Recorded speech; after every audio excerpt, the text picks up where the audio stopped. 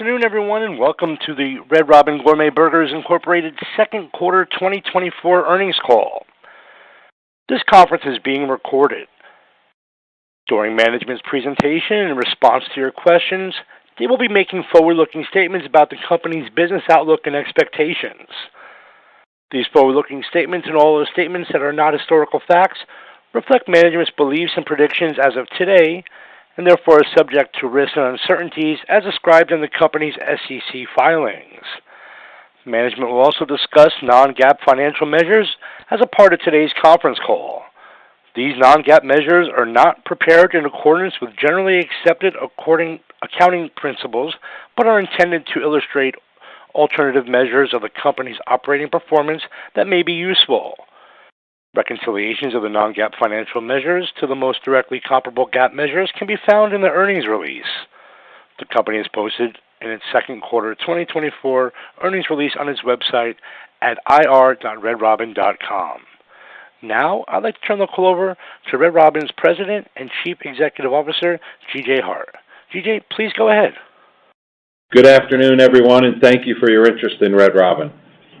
Our results for the second quarter and our reduced outlook for the remainder of the year are not what we expected when we last communicated in May, with the slowdown experienced in the broader restaurant industry masking the substantial progress we continue to make against our North Star plan. While we cannot control the macroeconomic environment, we hold ourselves accountable to deliver a great experience to every guest through our high-quality gourmet burgers and our family-friendly atmosphere. We measure multiple proof points that the initiatives we implemented over the past 20 months have elevated the guest experience. This is showcased best by guest satisfaction scores increasing to levels Red Robin has not achieved since 2016.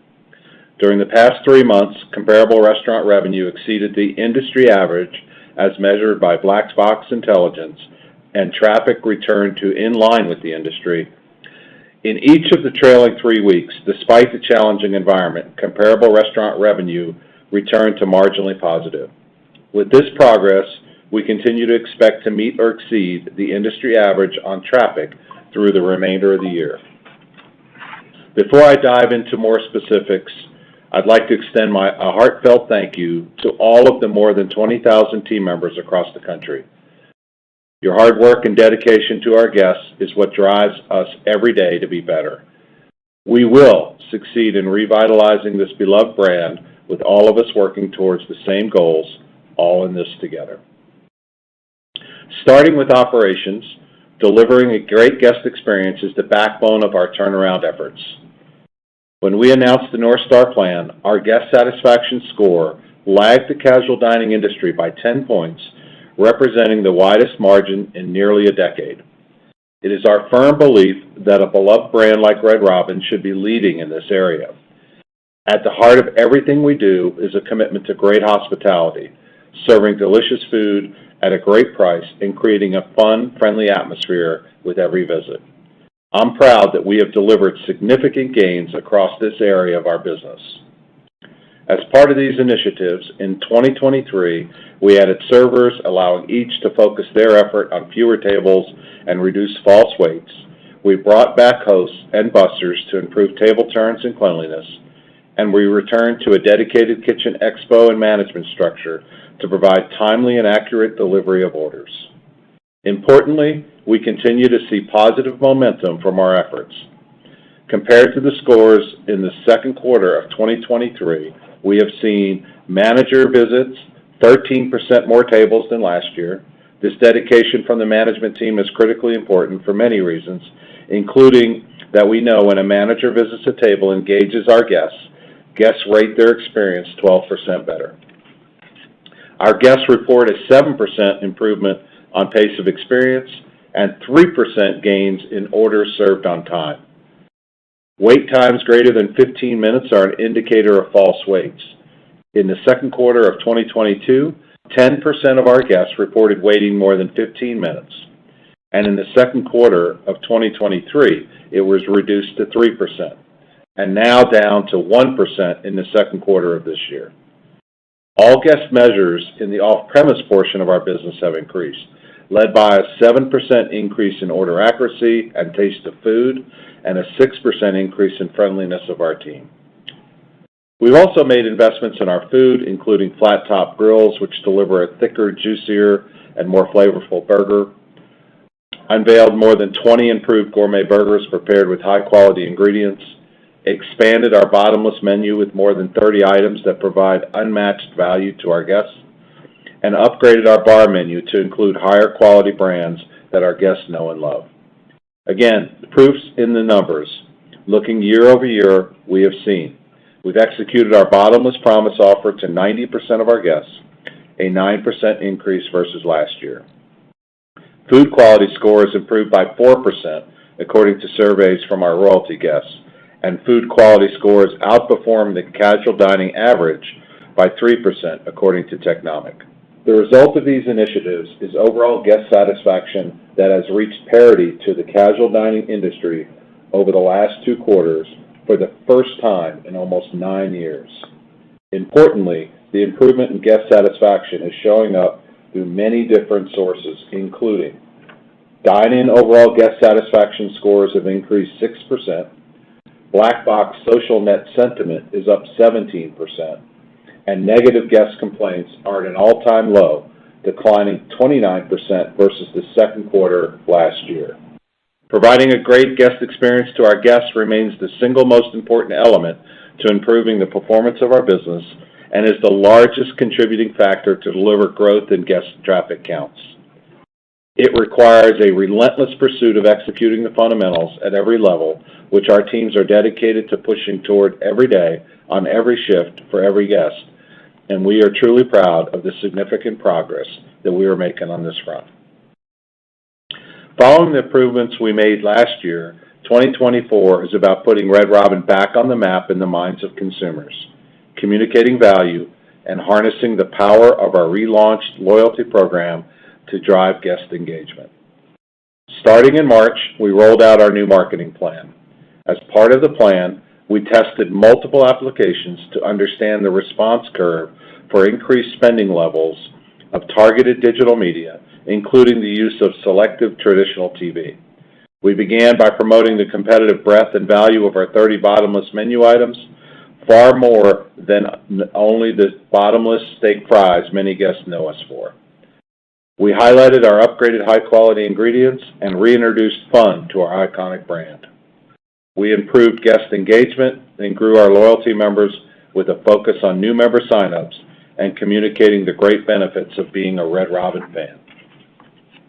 In May, we launched our Leave Room for Fun campaign that was developed to take back our ownable position as the most engaging and fun experience in casual dining, while continuing to emphasize the quality transformation of our menu and competitive value offerings.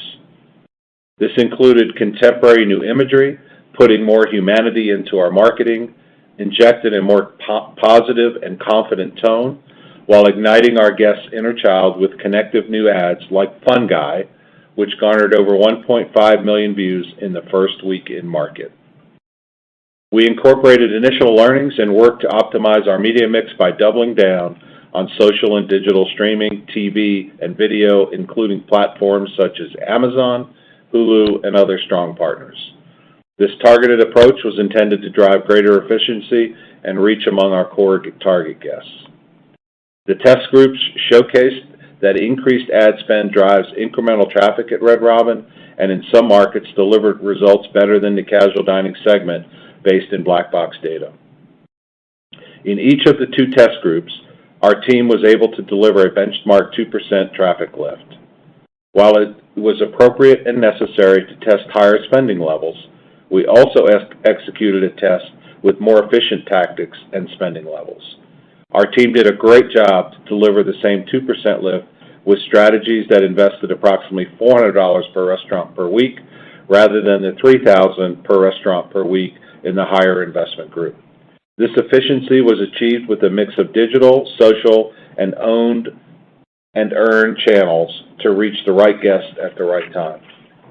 As we look towards the remainder of 2024 and into 2025, these learnings give us great confidence in our ability to drive traffic while at the same time rationalizing our spending levels with these efficient tactics. Turning to loyalty. In May, we relaunched our revamped Red Robin Royalty Program. Under our new program, guests earn 1 point for every dollar spent.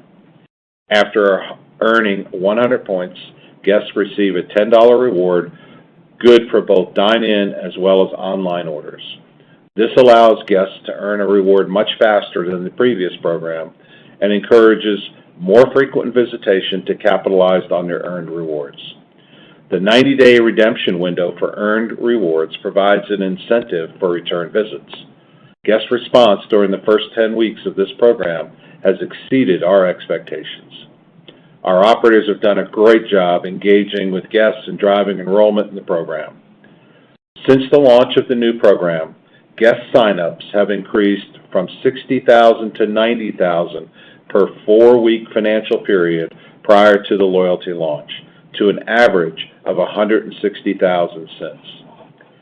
These sign-ups are an increase of 156% versus the same time frame in 2023. 130,000 new members signed up and completed a transaction in the last 4 weeks of the second quarter, up 240% from the same period last year. New loyalty members are visiting more frequently. The average time until a second visit has been reduced from 51 days to 39 days. Additionally, the number of members transacting 2 times or more has increased 12%, with the largest increase in members typically visiting 2 to 5 times per year. Loyalty guests typically spend more than non-loyalty members. The total check for our loyalty guests has increased to approximately $4.40, greater than the non-loyalty guests from approximately $2.90 previously. And we have demonstrated good early success reactivating lapsed members to come and experience the upgrades we have made in food and hospitality. In addition, we can now utilize our new customer data capability to drive future visitation with more personalized communication to compel the next visit.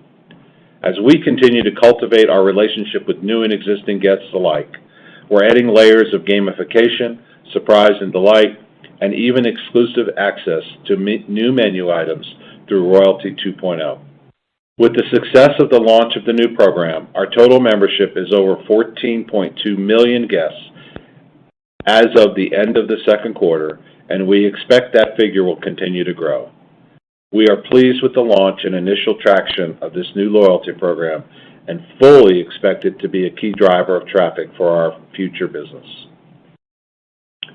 Overall, I'm very proud of the progress we have made against our North Star plan as our guest experience is substantially improved. We've become more efficient and effective with how we deploy our marketing dollars, and we are in the early stages of utilizing our new loyalty program to be a driver of traffic and sales growth going forward. With that, I'll turn the call over to Todd to walk you through the financial performance before I provide some closing remarks. Thank you, GJ, and good afternoon, everyone. In the second quarter, total revenues were $300.2 million versus $298.6 million in the second quarter of fiscal 2023. Comparable restaurant revenue increased 1.4%, benefiting 220 basis points from revenue recognized related to the relaunch of our loyalty program. Excluding the benefit of the loyalty-related revenue recognition, our comparable restaurant revenue decreased 0.8%. The decline was driven by results in the second half of the quarter related to the broad-based consumer slowdown experienced across the industry. Comparable restaurant revenue in the first 6 weeks of the quarter increased 0.4%, then declined 1.9% in the final 6 weeks. Now in the third quarter, we've seen comparable restaurant revenue results in each of the past 3 weeks return to marginally positive. Restaurant level operating profit as a percentage of restaurant revenue was 11.8%, a decrease of 80 basis points compared to the second quarter of 2023. The decline was primarily driven by lower guest counts and our strategic investments in labor and food quality to support hospitality and the guest experience. This investment is the foundation for improved financial performance and we expect it to drive guests back into our restaurants and increase profitability. We experienced greater inflation than we expected in our commodity basket, particularly ground beef, chicken, and produce. Additionally, labor costs are elevated relative to our expectation, led by two primary factors. First, our newer leaders and team members are working to build mastery and efficiency in their roles, resulting in a near-term increase in labor costs that we expect to normalize in time. Second, we experienced a spike in high-dollar health insurance claims well above the actuarial norm that totaled approximately $1.5 million in the second quarter. Our claims experience to date in the third quarter indicates a return to the actuarial expectation.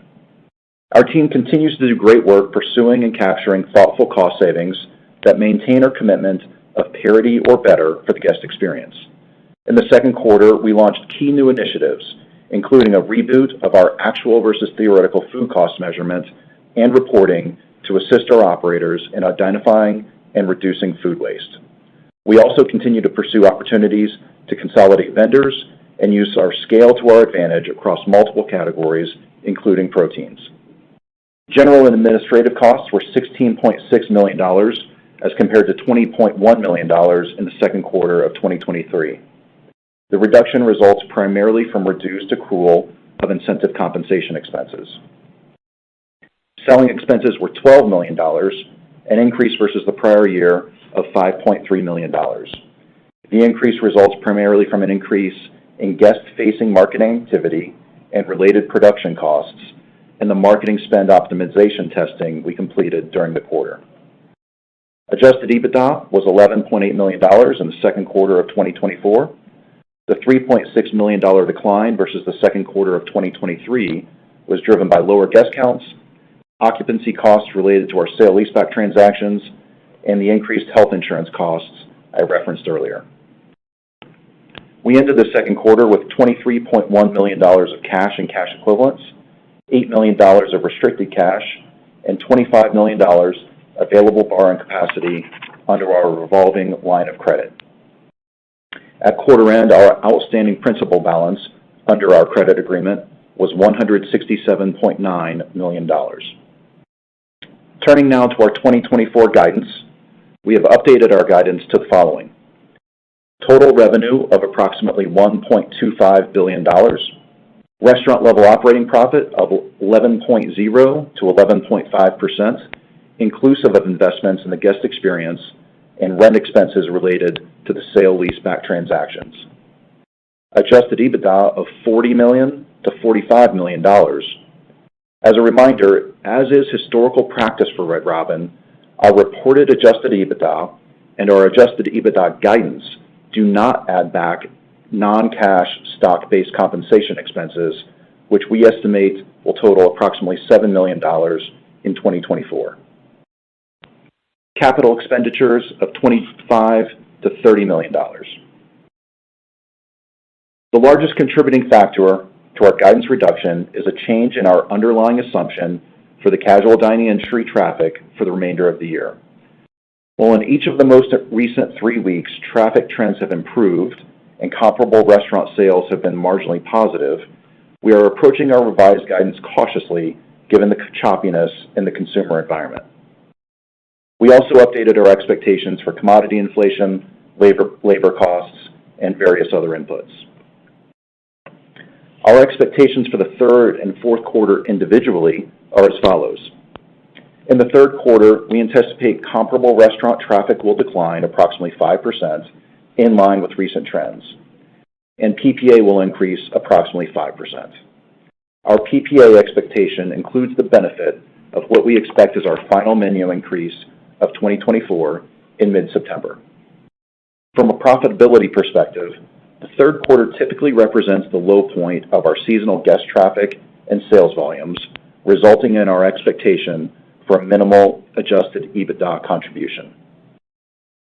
In the fourth quarter, we anticipate comparable restaurant traffic will decline 4% to 5%, and PPA will increase 7% to 8%. The increase in PPA results from the September menu increase being effective for the full fourth quarter. This pricing action is preemptive to legislated labor increases that are effective in many states on January 1st, and we anticipate PPA increases will then moderate through 2025.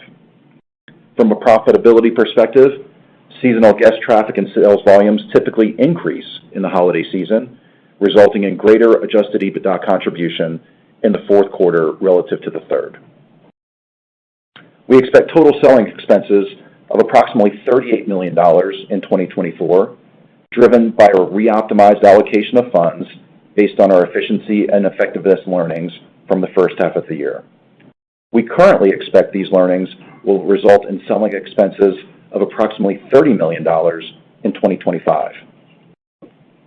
We expect G&A expenses will be approximately $81 million in 2024, reduced from our initial expectations due to anticipated lower incentive compensation expenses and other cost savings measures.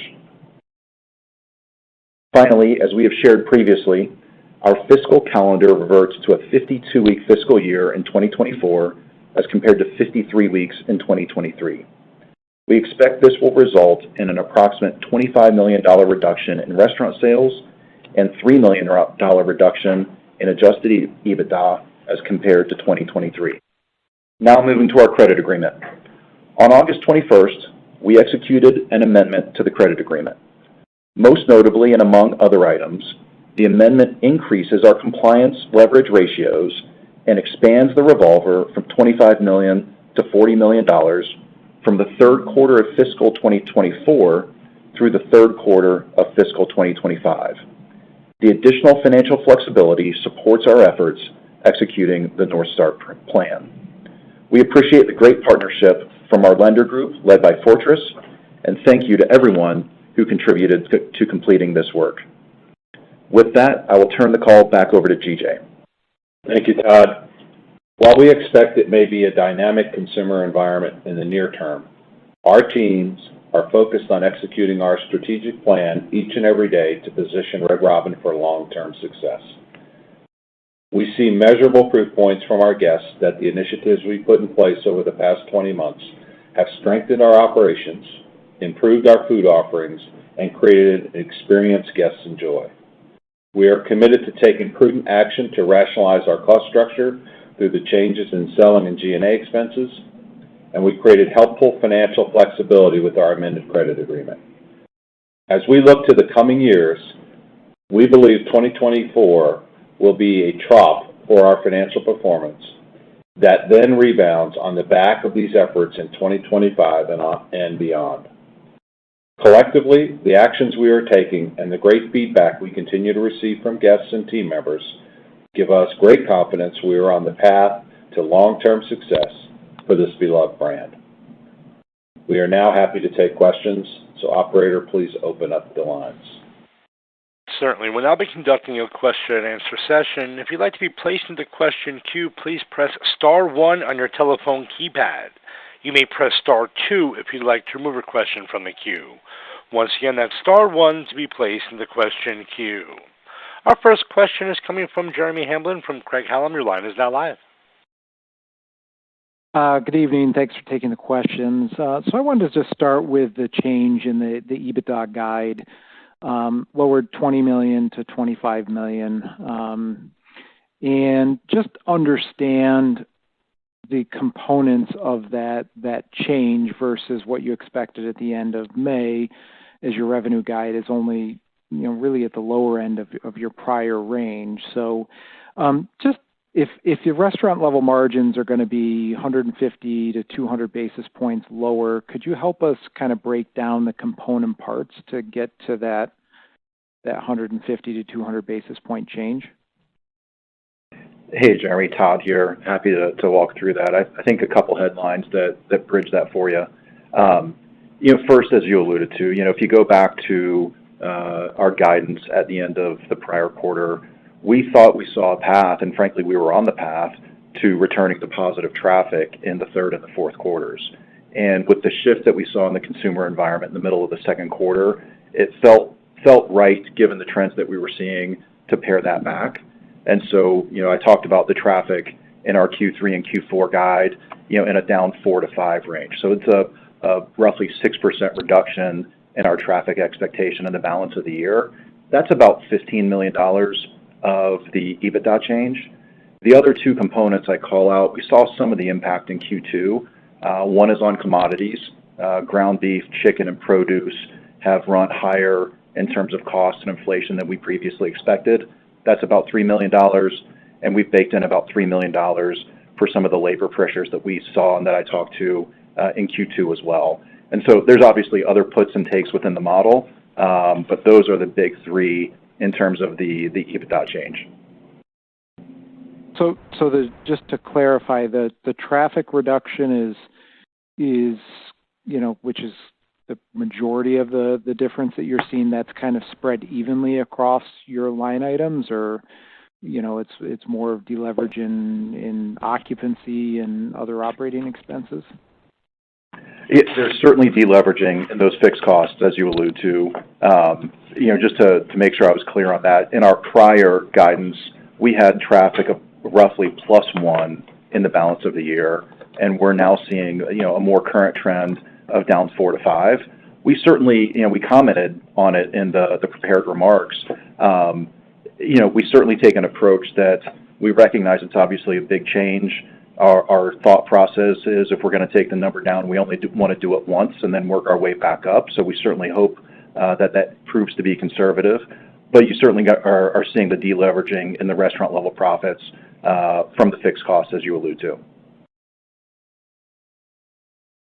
Got it. That's helpful. And then just want to understand in terms of the G&A expense on a go-forward basis, as you think about that, moving into 2025, how would you assess where you expect that level to be on a continuing basis, assuming that your revenue or your restaurant base is roughly the same as where it's going to end 24?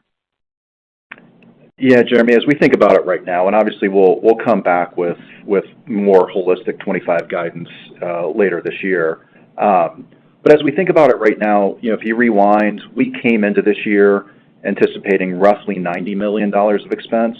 Now, some of the favorability in this year's number is due to incentive compensation that we would expect to reload next year, so to speak. But we see more like an $85 million run rate going forward into 2025. Got it. That's helpful. And then just last one is really on the kind of the consumer response here in the loyalty program.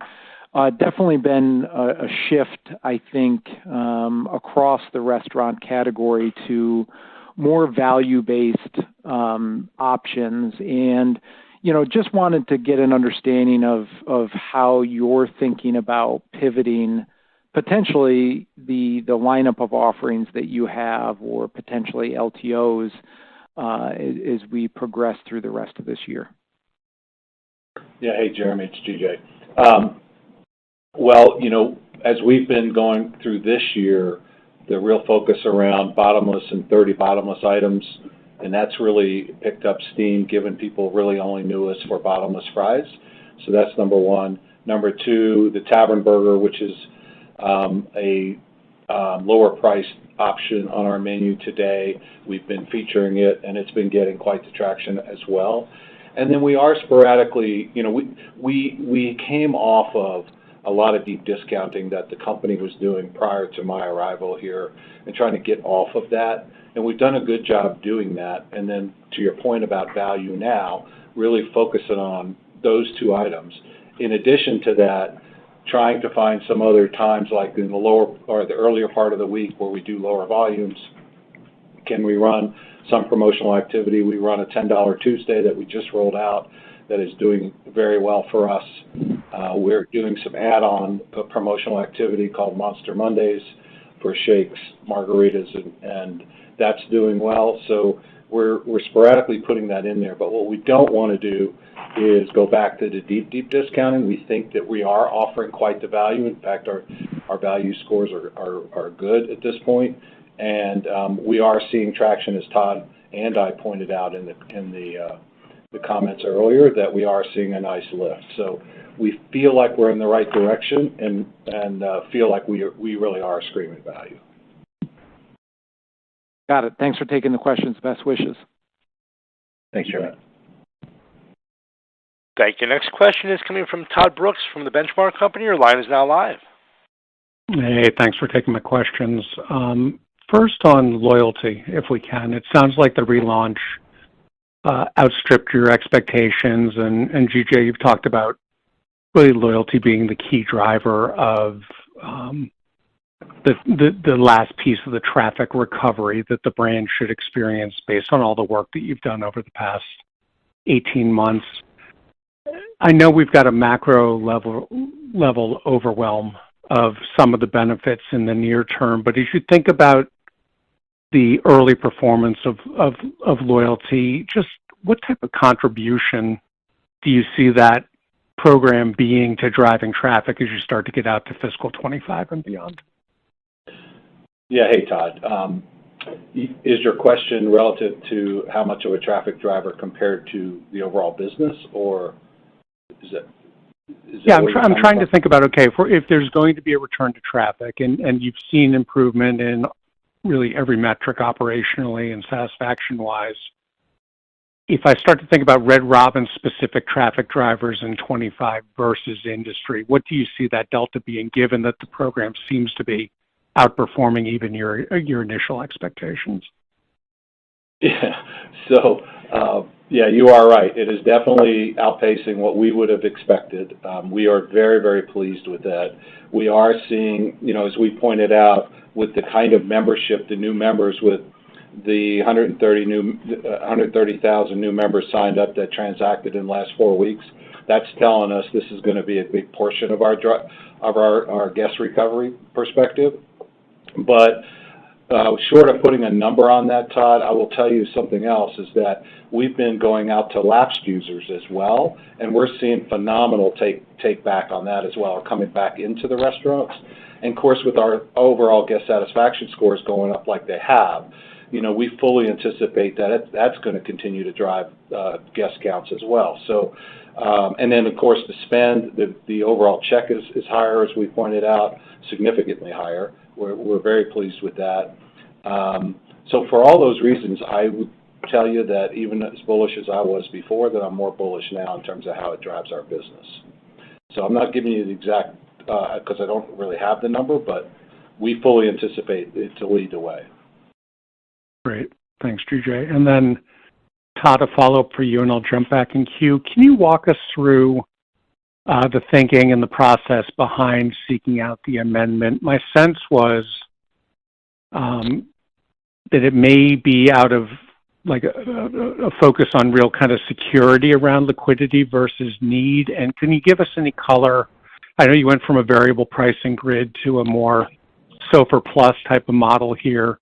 Just the cost of the amendment and maybe where this pushes us out now for a longer-term rework to the credit facility. Thanks. Yeah, Todd, appreciate the questions. The thinking was a couple things drove it. Obviously, we saw the change in the consumer in the middle of the second quarter, and I'm sure you have, but for everyone, the credit agreement as it was structured when we entered into it back in 2022 had progressive step downs in the compliance leverage ratios. And I would point out, we were fully in compliance at the end of the second quarter. Obviously, we just executed the amendment yesterday, but it was really those step downs that as we looked forward, we felt like to make sure that we have the time and the flexibility to let the North Star plan really play out, we wanted to create some room to maneuver there. And so this creates additional room out through the third quarter of 2025, both on covenants and on the revolver. And so that's really what spurred it, to really just being proactive to look forward and making sure that we can operate the business and execute the overall plan. And the cost forgive of it, me, Todd? as part. I'm sorry, Todd? Just the cost of the amendment as far as rates go and how it's changing maybe our timing of reworking the full agreement. Yeah, a few comments there, Todd. We the interest rate does take a tick up. It's always been a variable rate. It was previously plus 650 basis points. This does move us to plus 750, but we felt like that was a market price for the flexibility that we were looking for. In terms of the refinance that we've talked about in the past, we thought of a few things there. One, while there is a tick up in the rate, we are optimistic that we get some relief in terms of overall interest rates in the base rate, and that helps to defray some of that cost. And secondary, realistically, the current credit agreement matures in 2027. And so, natural timing, both for the improvement in the business that we expect over the coming year, as well as getting ahead of that maturity, we would expect to be doing something next year anyway. And so we felt like it was a short-term price to pay for the additional flexibility. Okay, great. Thank you both. Thank you. Next question today is coming from Alex Slagle from Jefferies. Your line is now live. All right, thanks. Hey, guys. Hey, Alex.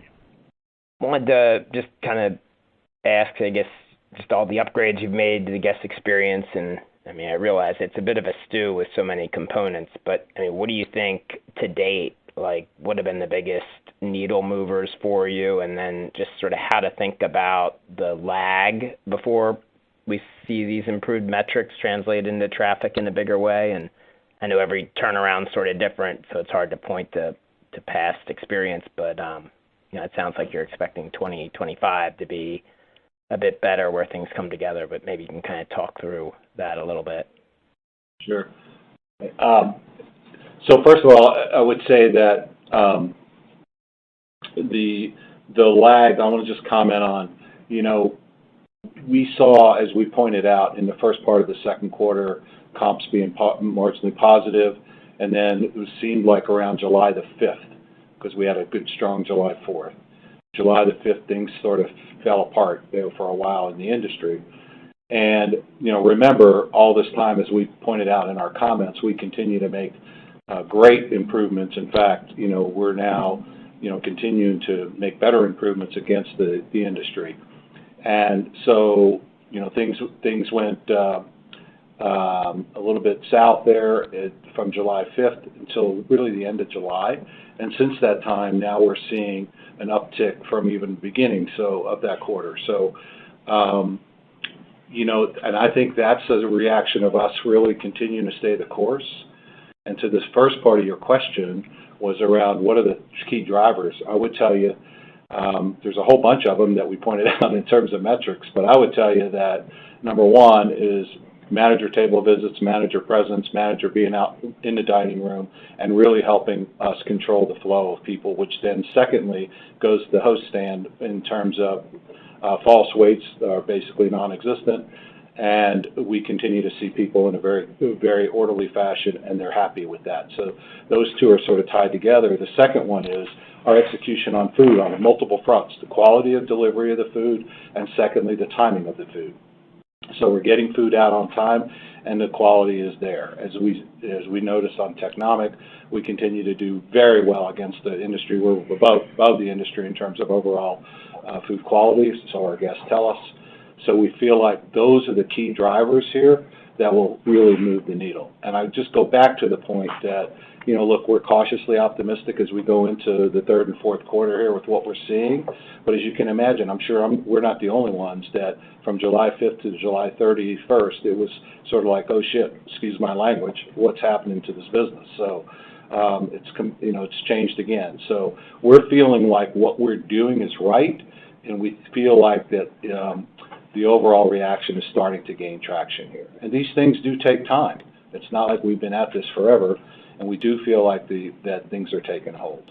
Hopefully that's helpful. Yeah, that is helpful, and it has been a bit of whiplash for many out there, so good managing through it. And Todd, I guess efforts on just removing costs and complexity, and you've highlighted the targeted savings for 24, and I know you're always looking for opportunities, but where do you think you'll find the next opportunity out there? Are there certain processes or that still look too complex or other big areas of inefficiency that you want to dig into? Yeah, Alex, I highlighted the actual versus theoretical, A versus T. I'm sure you know that term. We've always had that system. If I'm honest, I don't know that it was as fine-tuned and that it was as helpful to our operators as it needs to be. And that's the work that, the operations team, our supply chain team has done over the last 6 months to really refine that. So, we think that's a pretty big opportunity. I also comment on the supply chain and just using our scale, but whether it's consolidating vendors, we've talked in the past about our distribution contract that comes up for renewal next year. We've done a really good job, in my opinion, capturing the savings. But I think more importantly to your question, as we look forward, there's still plenty in front of us. That well has plenty to continue to produce, and the team's done a great job capturing those things. I would add to Alex just one more thing, is that, and Todd commented on this, from a labor perspective, as you know, we've added a lot of investment back into labor.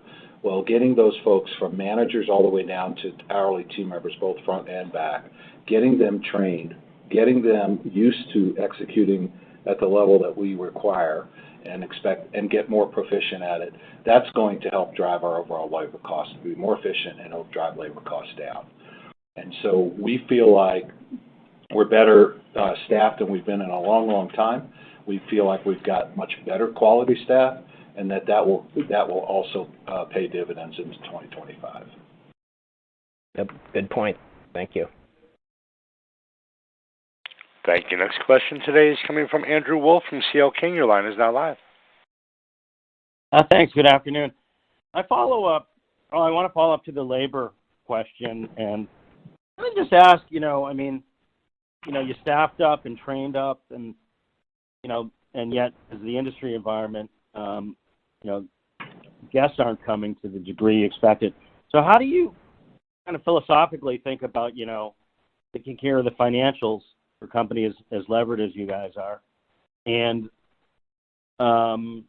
making sure you don't kind of backslide on labor? Because I think it's clearly obviously things changed in the environment, so I assume you're tightening up labor a little. But to your point, you're now got some trained people who can actually deliver what you want to the guests. So just wondering how your puts and takes on that, and how much risk you're willing to take on losing good staff versus the financial side of things. Yeah, sure. I'll give a shot at that as best I can here. When I said that we fully expect 25 to get better because our folks are trained, remember one thing, this industry still has 100+% turnover. Even though our turnover continues to come down, and we're doing, I think, really well against the industry from a turnover perspective, you're constantly training. So it's really incumbent upon our training teams, our training center restaurants, as well as our managers. And the managers, all that we put in place, remember there's over 300 kitchen managers in 2023 and now into 2024 that we've added on. It takes a while before they get up to speed, and that's really where we're going to start to see that leverage. I've been at this a long time, and it sounds, I'll just tell you that at the end of the day, you have to deliver on the promise to our guests on food quality and execution on hospitality. It takes a certain amount of investment to do that, and the company had really, as you know, and we've talked about, had declined on both of those, and that investment we've put back in. Every metric that we've delivered messages on today are positive signs of a growing business that traffic is going to follow. And again, as I pointed out, that during that short window, mid-July to the end of July, we really started to see the uplift, and now we're seeing that again. Hopefully that will continue. And so we feel like staying the course, every metric is positive, that as we get better and better at this, that it's the right business decision. Now look, at the end of the day, if the world fell apart, of course we're going to think about the world differently. But right now, I've been doing this a long time, I think we're doing the right things, and if I wasn't seeing the signals like I am, with just things like overall satisfaction scores, and our team member engagement has year over year is just phenomenal improvements. So we've got a good culture out there. We've got people feeling generally good about what we're doing. They're the ones executing it. Our guests are responding with all the positive metrics that we're seeing. So we think we're doing the right thing for the shareholders and for the brand long term. Okay, thank you. Appreciate that explanation. And just this might be for Todd, kind of a housekeeping. The 2.2%, the comp benefit from the loyalty change, is that in the actual sales of the restaurant line? Is that in the $6 million plus number in sales? Yeah, Andy, you're interpreting that right. The rationale that Red Robin's always had, and I think this makes sense. When the revenue is deferred, it comes out of that line, so to speak. And so when there is breakage, it goes back into that restaurant revenue line. Okay. So it's a pure flow through down to the profits? Correct. That's the right way to think about it. Okay. Thank you. Thank you. Next question is coming from Mark Smith from Lake Street Capital. Your line is now live. Hi, guys. First question for me, just housekeeping.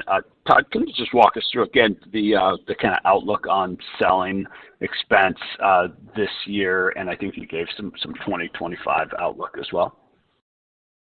Yeah, Mark, we're still expecting to get right around $38 million on selling. Obviously that's, if you look at the first half of the year and the second half of the year, it's a step down in terms of run rate in the second half of the year, but that's supported by what GJ walked through in the prepared remarks on the efficiency that the marketing team was able to achieve. So think of $38 million in terms of total year. And as we think about it now, we think that's probably split pretty evenly between Q3 and Q4. Building, though, on that, we did share a perspective on 2025 that, again, we'll fine-tune this as we get closer to next year, but we see a path to $30 million next year, again, based on those efficiency learnings that give us confidence that we can still drive traffic based on what we proved in the first half of the year, but at a much more efficient cost. Okay. And my second question maybe fits in with that as well. Just as we look at the competitive environment, maybe other casual diners hitting similar price points, especially in kind of burger, are there still levers that you can pull within kind of that marketing to drive that traffic, and kind of how are you telling the story and can continue to tell that story to really differentiate yourselves from peers that are maybe hitting similar price points? Hey, Mark. Well, one of the things that we have been working on and talking about is being much more targeted in our communication to our guests. And so as we revamp the loyalty platform, we now have a better way to communicate on a regular basis to our loyalty members what's going on, what are the latest LTOs, what's the surprise and delight, all on and on and on. In fact, we longer term want to be very personalized, knowing how they dine with us and what their expectations are, and we could be much more targeted. And that's a very efficient way to be able to do it. We continue to be involved in the communities. Red Robin was built on being a local store marketer, and we are gaining really, really good traction by being able to communicate. Granted, it's a longer-term view, but this company has done that well for many, many years, went away from it, we brought it back, and we're seeing great traction there. And, of course, as we pointed out in our different media tests, this targeted approach of social, digital, and search, along with LSM and PR, let's not forget PR because we are getting a lot of PR these days, are all good ways to be able to move the business forward. And so with the tests, we feel really good about being able to do that. And again, that's the way we're thinking about it today. We'll continue to inform that as we move forward, depending on what we're seeing right now. And again, point out the fact that we're feeling good about the direction today of what we've seen here in the near term. Excellent. Thank you. Thank you. We reached the end of our question and answer session. I'd like to turn the floor back over for any further or closing comments. Well, thank you guys very much for being with us tonight. And we look forward to next quarter and reporting out to you, and appreciate your time today. Thank you. Thank you. That does conclude today's teleconference. You may disconnect your line at this time and have a wonderful day. We thank you for your participation today.